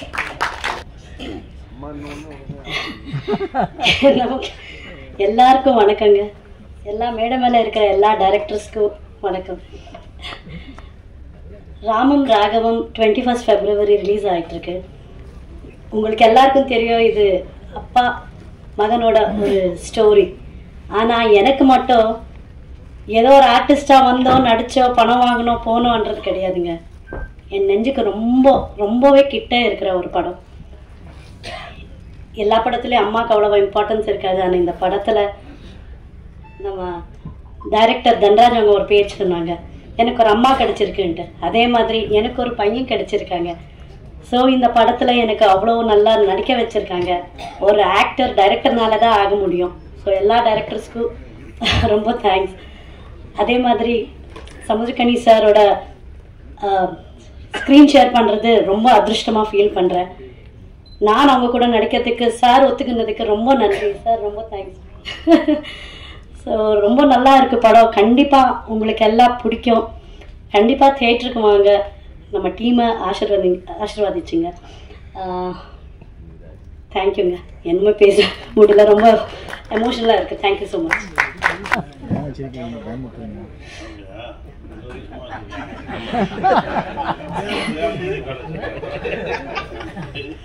എല്ലാവർക്കും നമസ്കാരം. আমি আপনাদের সবাইকে খুব ভালোবাসি. എല്ലാ ডিরেক্টর্স, মিডিয়া ফ্রেন্ডস, എല്ലാവർക്കും നമസ്കാരം. நான் moksha. I really feel extremely privileged and lucky to get into Tamil film industry through this film, Ramam Raghavam. So little emotional, little tensed.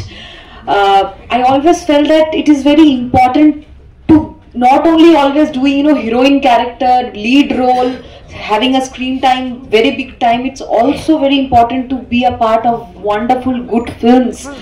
So that too in Samudra sir's film. Thank you so much, producer sir, Prithvi sir, Dhanraj Garu, for trusting me, and with the hope of working with Samudra sir in his any upcoming film.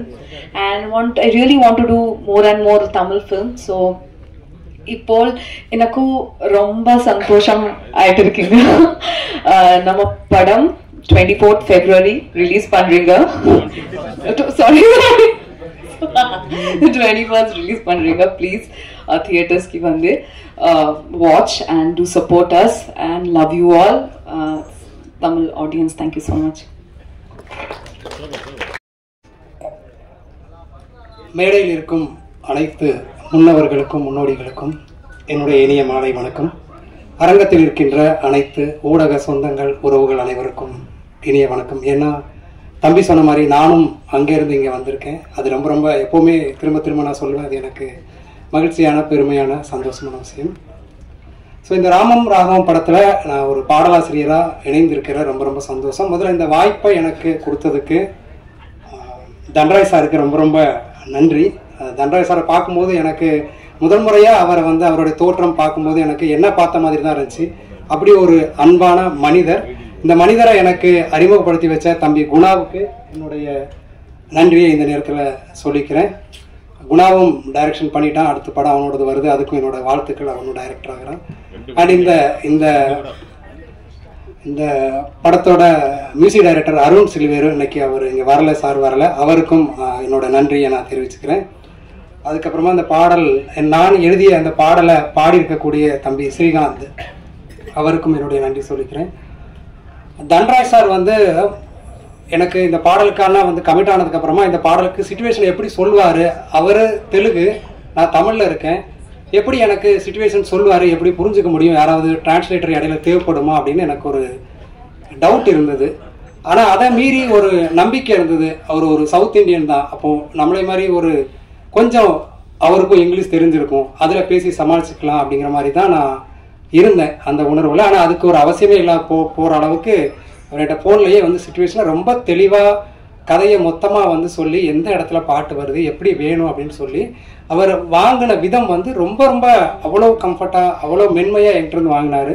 அவ்வளோ ஒரு எங்கேயோ இருந்துட்டு ஃபோனில் அவ்வளோ மென்மையாக அவர் எப்படி வந்து இவருக்கு ஹேண்டில் பண்ண முடியுது அப்படிங்கிற மாதிரி எனக்கு தோணுச்சு. ரொம்ப ரொம்ப இந்த மேடையில் கூட என்ன வந்து அவர் வரும்போது நேராக பார்க்கல.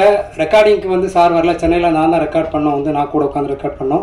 ஸோ என்ன முன்னிறுத்தணும் அப்படிங்கிறதுக்காக அவர் என்னை மென்ஷன் பண்ணி உங்கள் பாட்டு இங்கே காட்ட முடியாது, அது கிளைமாக்ஸ் சாங்கு அப்படின்னு நீங்கள் என்ன முன்னிறுத்தி பேசுனீங்க. ரொம்ப ரொம்ப நன்றி சார். அண்டு தெலுங்கில் அவர் வந்து யார் கூடலாம் ஒர்க் பண்ணியிருக்கீங்க அப்படின்னு கேட்டேன். 80லேருந்து 100 படங்களுக்கு மேலே நடிச்சிருக்கேன். சிரஞ்சீவி சாரை தவிர மற்ற இருக்கிற அல்லு அர்ஜுன், பவன் கல்யாண் எல்லாரும் கூடவும் நான் நடிச்சிருக்கேன் அப்படின்னு சொன்னார். அதுக்கப்புறமா ரொம்ப முக்கியமாக இந்த போன மேடையில் பேசியிருப்பாங்கன்னு நினைக்கிறேன். அவர் வெண்ணிலா கபடி குழு சூரி சார் வந்து பண்ண கேரக்டரை தெலுங்கில் அவர் தான் வந்து பண்ணியிருக்காரு. அதுக்கப்புறமா நானியில் பண்ணியிருக்காரு. நிறைய தமிழ் சினிமாவோட வந்து கனெக்ட் ஆகிருக்காரு. அவர் எனக்கு அப்புறமா பேசுறதா இருந்தால் அவர்கிட்ட நான் ஒரு விஷயம் கேட்க நினச்சேன், எப்படி இவ்வளோ தமிழ் பேச கற்றுக்கிட்டீங்க, எங்கேருந்து கற்றுக்கிட்டீங்க அப்படின்னு பேச நினச்சேன். ரொம்ப ரொம்ப சிறப்பாக பேசுகிறீங்க. உங்களுக்கு இன்னொரு லாங்குவேஜ் தேவைப்பட அளவுக்கு சென்னையில் ரொம்ப அழகாக தமிழ் பேசுகிறீங்க. ரொம்ப ரொம்ப சந்தோஷம், நன்றி. அதுக்கப்புறமா இந்த தயாரிப்பாளர் பிருத்வி சார்கிட்ட வந்து நான் கேட்டேன், சார் உங்களை பற்றி இந்த மேடையில் வந்து என்ன சொல்லணும் அப்படின்னு கேட்கும்போது அவர் சொன்னார், நான் 10 வருஷத்துக்கு முன்னாடி இருந்தே எனக்கு சினிமா மேலே ஒரு ஆசை இருந்துச்சு. அப்போ என்கிட்ட வந்து தன்ராஜ் வந்து இந்த கதை சொன்னார். கதை எனக்கு பிடிச்சிருந்தது. அப்புறமா அடிஷ்னலாக வந்து சமுத்திரக்கனி சார் நடிக்கிறாருன்னு சொன்னார். அவ்வளோதான், ஓகே படம் பண்ணலாம் அப்படின்னு சொல்லிட்டு பண்ணிட்டேன். இப்போ எனக்கு துபாயில் ஒரு ஃபேமிலி இருக்குது, துபாயில் ஒரு வீடு இருக்குது, சென்னையில் ஒரு ஃபேமிலி இருக்காங்க, சமுத்திரக்கனியான ஃபேமிலி, சென்னையில் ஒரு வீடு இருக்குது அப்படின்னு நீங்கள் மறக்காமல் சொல்லணும் அப்படின்னு அவர் வந்து என்கிட்ட சொல்லியிருந்தார். ஸோ பிரித்தி சார் உங்களுக்கும் என்னுடைய நன்றி. அதுக்கப்புறமா இந்த படத்தோட ஹீரோயின் பின்வரிசையில் உட்காந்துருக்காங்களே மோக்ஷா, அன்பே நீ பனித்துளி நான் தானே புல்வெளி. ஏன்னா மோக்ஷாவுக்கு எனக்கும் முன்னாடி ஒரு கனெக்ஷன் இருக்கு. மோக்ஷா நானும் இதுக்கு முன்னாடி ஒரு படத்தில் ஒர்க் பண்ணியிருக்கோம். தொடர்பு தான், அது தொடர்பு எனக்கு வெளியே இருக்கிற விஷயம் இல்லை, அதான் தொடர்பு தான், கனெக்ஷன் தான் ஏதோ ஒரு வகையில். ஓகே ஓகே ஓகே ஓகே அது என்னன்னா ஏவாள்னு ஒரு படம் பண்ணோம். அங்காடி தெரு மகேஷ் வந்து நடிச்சிருந்தாரு. அவருக்கு ஜோடியா வந்து மோக்ஷா வந்து நடிச்சாங்க. அந்த படத்தோட வசனம் நான் எழுதினேன், பாடல்களும் நான் எழுதினேன், கோ டைரக்டரா ஒர்க் பண்ணேன். அப்போ கேரளாவில் குட்டிக்கானம் வந்து ஒரு பக்கம் பயங்கரமா பனி பெஞ்சிட்டு இருக்கு, நைட் ஷூட் பண்ணிட்டு இருந்தோம், இன்னொரு பக்கம் மழை பெஞ்சிட்டு இருக்கு. அந்த டைம்ல தான் வந்து மோக்ஷா வந்து முதல் முறையா எனக்கு அறிமுகமானாங்க. அப்போ ரொம்ப ஒரு பார்க்கறதுக்கு வந்து ரொம்ப ஒரு அப்பாவி பொண்ணா இருந்தாங்க. இப்போ நீங்க மோக்ஷா பத்தி உங்களுக்கு தெரியணும்னா இன்ஸ்டால தேடி பாருங்க, கேரளாவோட டார்லிங்கா இருக்காங்க. அவங்க வந்து அவ்வளவு ஃபேன்ஸ், அவ்வளவு வீடியோஸ் இருக்கும். நீங்க பாத்தீங்கன்னா இப்போ இடையில கூட பாத்தீங்கன்னா தெரியும், நிறைய வீடியோ எடுத்து வச்சுக்கலாங்க மாதிரி தோணும். அந்த அளவுக்கு மோக்ஷா கூட ஒர்க் பண்ண ரொம்ப சந்தோஷம். பிஎஸ்சி சைக்காலஜி படிச்சவங்க நிறைய பேசியிருக்கோம். பிரபஞ்சம், யூனிவர்ஸ், கடவுள், நிறைய விஷயங்கள் பேசியிருக்கோம். பரதநாட்டிய டான்சர், டீச்சர், அப்படி நிறைய டேலண்ட்ஸ் இருக்கக்கூடிய மோக்ஷா அண்ட் தன்ராஜ் சார் எல்லாருக்கும் வெல்கம் தமிழ் சினிமா சார்பாக. அண்ட் இந்த மேடையில் சமுத்திரக்கனியண்ணா இருக்கிற மேடையில் நான் ஒரு விஷயத்தை ஷேர் பண்ணிக்கணும், ரொம்ப நாளாக வெயிட் பண்ணேன். அண்ணன் ஒரு 3 நிமிஷம் 2 நிமிஷம் எடுத்துக்கிறேன். ஏன்னா அப்படின்னா சமுத்திராணி அண்ணா வந்து இப்போ எல்லாருக்கும் வந்து பார்த்தீங்கன்னா ஒரு ஆசை இருக்கும், யாரை மாதிரி ஆகணும், சூப்பர் ஸ்டார் மாதிரி ஆகணும், சூப்பர் ஆக்டர் மாதிரி ஆகணும், தளபதி மாதிரி ஆகணும், தலை மாதிரி ஆகணும். ஆனால் எனக்கு வந்து லிட்டரலாக சினிமாவுக்கு வந்த பிறகு நான் வந்து யாரை மாதிரி ஆகணும் அப்படின்னு எனக்கு ஒரு எண்ணம் இருந்துச்சுன்னா சமுத்திரக்கனி அண்ணன் மாதிரி ஆகணும் அப்படின்னு எனக்கு ஒரு எண்ணம் இருந்தது. டைரக்டராகவோ நடிகராகவோ எல்லா இடத்துலையும் அப்படி ஒரு எண்ணம் இருந்தது. இதுக்கு முன்னாடி எம்ஜிஆர் மகன் படத்தில் அண்ணன் இருந்தார், நான் பாட்டு எழுதின படத்தில். அப்புறம் சைரன் படத்துலையும் அண்ணன் இருந்தார். ஆனால் இந்த படத்தில் தான் எனக்கு அண்ணனுக்கு பாட்டு எழுதுறதுக்கான வாய்ப்பு கிடைச்சிருக்கு. ரொம்ப ரொம்ப சந்தோஷம் அண்ணன். ரொம்ப அழகாக இருக்கும். வாழ்வின் வாசம் போகுதே வானம் துண்டாய் ஆகுதேன்னு அழகான பாடல் வரிகளோட இந்த விருது இருக்கும். இதுக்கு முன்னாடி வந்து தம்பிராமன் அங்கே இருந்தாங்க. நாங்கள் 10 வருஷத்துக்கு முன்னாடி ஊன்னு ஒரு படம் பண்ணோம். அந்த படம் வந்து பண்ணும்போது ஆசிக்னோட டைரக்டர் தம்பி இருந்தான். அவன் என்கிட்ட சொல்லுவான், நாங்கள் அந்த படம் பண்ணும்போது நான் தான் அந்த படத்தோட கதை என்னோட கதை அண்ட் அந்த படத்துக்கான பேர் நான் வச்சேன். அதுக்கப்புறம் தம்பிராமன் என்கிட்ட பேசி அந்த படத்துக்காக அவரை முதல்ல கதாநாயகனை நடிச்சார். இப்படி அந்த படம் ஃபுல்லாகவே நான் நிறைய பாடல்கள் எழுதியிருப்பேன். ஈவன் அந்த படத்தில் தான் படத்தில் தான் திக்கித்தரு தேவதை பாடலும் இருந்தது. அப்போ ஆசிக் வந்து என்கிட்ட சொல்லுவான், அந்த படத்தோட டைரக்டர், சார் நீங்கள் வந்து சமுத்திரக்கனி சார், நான் வந்து சசிகுமார் சார், அப்படி ஆகணும் சார் சினிமாவில் அப்படின்னு சொல்லுவான் வந்து. ஸோ அந்த இடம் இன்னும் இருக்குது எனக்கு, நான் அப்படி ஆக வேண்டிய தூரம் இருக்குது. நிறைய பேரை கைப்பிடிச்சு கூட்டு வந்து முன்னாடி விடுறீங்க ஊடக நண்பர்கள். அதே மாதிரி சமுத்திரக்கனி அண்ணன் இன்னும் 25 வருஷத்துக்கு முன்னாடி சினிமாவுக்காக வந்து ஒரு பாதி தூரம் வந்துட்டேன். ஆனால் மீதி தூரமும் ஓடி பயணத்தை முடிச்சாதான் முழுமை வரும். ஸோ மேடையில் இருக்கும் எல்லா இயக்குநர்களும் அண்ட் சமுத்திரக்கண்ணன் உட்பட எல்லாரும் ஊடக நண்பர்களும் என்னுடைய பயணத்தை முடிக்கிறதுக்கு உங்களோட சப்போர்ட் கொடுங்க. இந்த படம் வந்து ரொம்ப பிரமாதமான ஒரு எமோஷனலான ஒரு சென்டிமெண்டான ஒரு படம் முழு கதை எனக்கு தெரியுறதுனால சொல்கிறேன். ஸோ கண்டிப்பாக வந்து எல்லாரும் சப்போர்ட் பண்ணி இந்த படத்தை வெற்றி பெறுவாங்க. நன்றி. சரி, உங்களை பற்றி புகழ்ந்து பேசணுன்றாங்க. எனக்கு ஒரு கார்டு கொடுத்துருங்கக்கா, ஸ்பெஷலாக பத்திரிகையாளர் கார்டு. எல்லா படத்தையும் பார்க்கலாம்ல, ரொம்ப சந்தோஷமா இருக்கு, ரொம்ப மகிழ்ச்சி, ரொம்ப சந்தோஷமா இருக்கு. என் சொந்தங்களுக்கு நன்றி. தம்பி பிருத்திவி, அதாவது அவன் தம்பி தான், தம்பியாகவே ஆயிட்டான். அவனுடைய நம்பிக்கைக்கும் அவனுடைய உழைப்புக்கும் கண்டிப்பாக இந்த சினிமா அவனை கைவிடாது. நல்லா இருக்க, வாழ்த்துக்கள் வாழ்த்துக்கள். தன்ராஜ் போகிற போக்கில் 1.5 நிமிஷத்தில் கதை சொன்னான். அந்த கதையை கேரளாலேருந்து இறங்கி நான் ஷார்ட்டுக்கு போகிற கேப்பில் அண்ணா கதைண்ணா கேளனான்னு சொல்லி, ஏன்னா எப்போவுமே அவனை நான் தீபக் மாதிரி தான். என்னன்னா 2014 நிமிர்ந்துகள் ஷூட்டிங்கில் அவனை மீட் பண்ணுறேன். நிமிர்ந்துகள் ஷூட்டிங்கில் வந்து ஜெண்டாபாய் கேபிராஜன் தெலுங்கு வெர்ஷனில் வந்து நடிக்கிறான். எப்போவுமே அவன் தனியாக போய் உட்காந்துக்கிறது, சேர் போட்டு உட்காந்து அப்படிலாம் இல்லை. ஷார்ட் முடிஞ்சோன்னே வந்து கேமரா பின்னாடி நிற்பான், மானிட்டர் பார்ப்பான், ஏதோ ஒன்று போய் எடுத்து வைப்பான், போவான் வருவான், இப்படியே இருப்பான். அவன் மேலே ஒரு தனி கவனம் வந்தது, ஒரு ஈர்ப்பு வந்தது. அவனோட பேச ஆரம்பித்தேன், பழக ஆரம்பித்தேன். அதுக்கப்புறம் பார்த்தா அந்த பழக்கம் அப்பப்போ தொடர்ந்துக்கிட்டே இருக்கும். ஏன்னா யாரையா கூப்பிட்டு வருவான், இவனும் அப்படி தான் செய்வான். யாரையா கூப்பிட்டு வந்து அவனுக்குன்னு கேட்க மாட்டான், அந்த அவனை கூப்பிட்டு வந்து காட்டுவான். ஆனால் இவன் நல்லா நடிப்பானே, ஆனால் அவன் படத்தில் என்ன காஸ்டிங் சொல்லி எனக்கு அந்த லிஸ்ட்டு மட்டும் கூட. நிறையா குட்டி குட்டி நடிகர்கள் இருக்காங்கண்ணே, ரொம்ப கஷ்டப்பட்டுட்டு இருக்காங்க, நான் அந்த லிஸ்ட்டெல்லாம் தரேன், நீ யூஸ் பண்ணுண்ணா அப்படின்னு சொல்லி கொண்டு வந்து ஒரு வாட்டி கொடுத்தான். அப்புறம் திடீர்னு வந்தான்னா ஒரு கதை கேட்டேன், நல்ல கதை, நீ நடித்தா நல்லாயிருக்கும். அந்த டைரக்டர் கூப்பிட்டு வந்தான். விமானம்னு ஒரு படம், அந்த படம் அந்த மாதிரி படம்லாம் கிடைக்கவே கிடைக்காது. அந்த விமானம் கூப்பிட்டு வந்து கேட்க வச்சது அவன் தான். அந்த கதையை கேட்டோம், பிடிச்சிருந்தது, வாடா பண்ணுவோம் அப்படின்னு. அந்த விமானம் ஷூட்டிங்கில் தான் இந்த கதையை, அந்த விமானம் டைரக்டரோட கதை தான் இது, சிவாவோட கதை தான் இது. அந்த 2வது கதை உங்களுக்கு ரொம்ப ஒரு மாதிரி, இதுக்கு அடுத்து இந்த கதை பண்ண போகிறோம் அப்படின்னோடனே இந்த கதையை எனக்கு கூட நான் டைரக்ட் பண்ணுறேன் அப்படின்னு சொல்லி வாங்கிட்டு, அப்பா யார் பண்ணுறது அப்படின்னு ஒரு குழப்பம் இருக்கும்போது தான் ஒரு நாள் நான் ஷார்ட்டில் இருந்தேன். வந்தேன், அண்ணா ஒரு கதை சொல்கிறேன் கேள அப்படின்னா, டேய் இங்கேருந்து அங்கே வரைக்கும் போகிறதுக்குள்ளே தான் டைம் இருக்குது, இல்லை அதுக்குள்ளே சொல்லிடுறேன். நான் இறங்கி அங்கேருந்து அப்படி நடந்து வர்ற அந்த ஒரு 1 நிமிஷம் 1.5 நிமிஷம் கேப்பில், அது ஒரு பெரிய ஷார்ட்ன்றதுனால கொஞ்சம் தூரமாக நிறுத்தியிருந்தாங்க, நடந்து வர அந்த கேப்பில் தான் சொன்னான். சொல்லி முடிச்சோன்னு என்ன யார் அப்பா பண்ணுறான், இல்லைண்ணா அதுதான் தேடிக்கிட்டு இருக்கோம், அதனால தான் உங்ககிட்ட சொன்னேன். சரி பண்ணிடுவோம் போடா அப்படின்னேன்.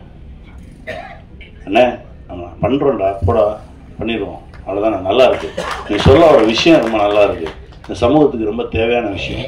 இங்கே தமிழ்நாட்டில் கூட நீ சொல்ல வந்த விஷயத்தில் ஒரு 10-15 கேசஸ் இருக்குது. அந்த கேசஸ் எல்லாமே குடும்பங்களை புரட்டி போட்ட கேசஸ், அதை நீ கையில் எடுத்திருக்க அப்படின்னு எனக்கு புரியல. என்னென்ன சொல்கிறேன், ஆமாம் இது இங்கே நடந்திருக்கு, இங்கே நடந்திருக்கு, இங்கே நடந்திருக்கு, இப்பவும் நடந்துட்டுருக்கு. இதை நீ சொல்கிற வெளியிலேருந்து பார்க்கும்போது ஒரு தந்தை மகனுக்கான ஒரு பாசமாக இருக்கும், ஆனால் நீ உள்ளுக்குள்ளே வச்சுருக்க ரொம்ப ஸ்ட்ராங்கான விஷயம்டா, இதை சொல்லணும். இதை பார்த்து ஒரு மகன் திருந்தினா போதும், ஐயோ நம்ம இந்த மாதிரி ஒரு வேலையை செஞ்சுட்டு இருக்கோமா, அவனுக்கு ஒரு பையன் திருந்திட்டா போதும், இந்த படம் பெரிய வெற்றி. பல பேரை யோசிக்க வைக்கும். நிறைய சூழலில் நிறைய குடும்பங்களில் நம்ம நினச்ச மாதிரி நம்ம பிள்ளை இல்லைன்னு சொல்லி பல அப்பாக்கள் தடுமாறிட்டு இருக்காங்க. அதுக்கு ஒரு சின்ன யோசிக்க வைக்கும், ஒரு சின்ன ஒரு விடை கிடைக்கும்னு நம்புகிறோம். அந்த விடை தான் அந்த படத்துக்கான வெற்றின்னு நினைக்கிறோம். தன்ராஜ் வாழ்த்துக்கள், நீ நல்லா வருவடா. ஏன்னா முதல் படம் மாதிரியே பண்ணல, அவனுடைய ஒரு 100 படத்தில் நடிச்சா கூட 100 படத்துலையும் இந்த வேலையை தான் பார்த்துருக்கேன்.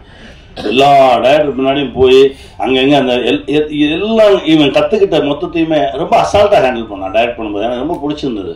முதல் 2 நாள் தான் கொஞ்சம் தடுமாறினா, நான் சொன்னேன் எதுக்கு தடுமாறுற, எடு நீ சொல்கிறது கேட்க தானே வந்திருக்கோம், எடு அப்படின்னு. அதுக்கப்புறம் அசால்ட்டாக அழகா ரொம்ப குழப்பமே இல்லாமல் ஹேண்டில் பண்ணால் நல்ல டைரக்டராக வருவேன். வாழ்த்துக்கள், இன்னும் நிறைய படைப்புகள் கிடைக்கும், வாழ்த்துக்கள், வாழ்க. அப்புறம் அம்மா நீங்கள் படத்தில் பார்த்தீங்கன்னா தெரியும், ரொம்ப அதாவது நடிக்கிற மாதிரியே தெரியாது, ரொம்ப ரொம்ப இயல்பாக ஒரு ஆர்டிஸ்ட்டு. ரொம்ப நல்லா இருந்தது அவங்க பேசும்போது, நடித்தப்போ. தமிழ் அவங்களே டப்பிங் பேச சொன்னோம், எல்லாம் அவங்க தானே பேசினாங்க. ஆமாம் தெலுங்கு நான் தான் பேசினேன். எனக்கு அது ரொம்ப இயல்பாக இருந்தது. என்னென்னா அந்த உயிர் கொடுக்குறது சம்மந்தப்பட்டவங்க பேசினாதான் அது நல்லா இருக்கும்னு நினைக்கிறேன் நான். அதனால தெலுங்குலேயும் கொஞ்சம் டைம் எடுத்து நானே பேசுகிறேன்னு சொல்லி உட்காந்து பேசணும், நல்லா வந்திருக்கு. அம்மா ஒரு நல்ல வரவாக இருக்கும் தமிழ் சினிமாவுக்கு. அம்மா ஒரு பெரிய இடம் கிடைக்கும், வாழ்த்துக்கள். மோக்ஷா ரொம்ப ரொம்ப நல்லா வருவீங்க, உங்களுடைய எனர்ஜி லெவல் ரொம்ப ரொம்ப நிறையா தமிழ் சினிமா உங்களோட கனெக்ட் ஆகும், ரொம்ப நல்லா வருவீங்க. முருகன் சார் சொன்ன மாதிரி அந்த கனெக்ஷன், வாழ்த்துக்கள். அதாவது நல்ல எண்ணம், நன்மை சொன்ன மாதிரி நல்ல எண்ணம் இருந்தால் போதும், அது இருக்கு. நம்ம கிட்ட நல்ல மனசு இருந்தால் போதும். எங்கள் அண்ணன் சிவா சொன்ன மாதிரி, ஐயோ ஒரு இடத்துல அடிக்கிறானுன்னா நம்ம போய் திருப்பி அவனை அடித்து அவங்க காப்பாற்றணுன்ற எண்ணம் இல்லை. ஐயோ அந்த நிகழ்வு நடக்காமல் இருந்தால் போதுமே அப்படின்ற ஒரு எண்ணம் இருக்குது பாருங்களேன். அந்த எண்ணமே அவனை மாற்றும். அப்படிதான் நான் நினைக்கிறேன். ஏன்னா இப்போ நல்லதே செய்ய வேண்டாம், நல்லது நினைச்சாலே போதும் அப்படின்ற ஒரு இடத்துல தான் நம்ம எல்லாருமே வாழ்ந்துட்டு இருக்கோம். ஏன்னா அவ்வளோ வேகம், அவ்வளோ பிஸி. இதுக்கு நடுவில் இப்படி ஒரு நிகழ்வு நடக்கட்டும். ஏன்னா நல்ல படைப்பை ரசிகர்கள் என்னைக்குமே கைவிட்டதில்லை. இருக்கரம் நீட்டி வரவேற்றிருக்காங்க. பணம் பணம் பணம், அந்த பணம் பார்த்தால்தான் அந்த படைப்பு அப்படின்ற மனசு தான். எத்தனை பேர் மனசு இது கொள்ளையடிக்குதுன்றது தான்.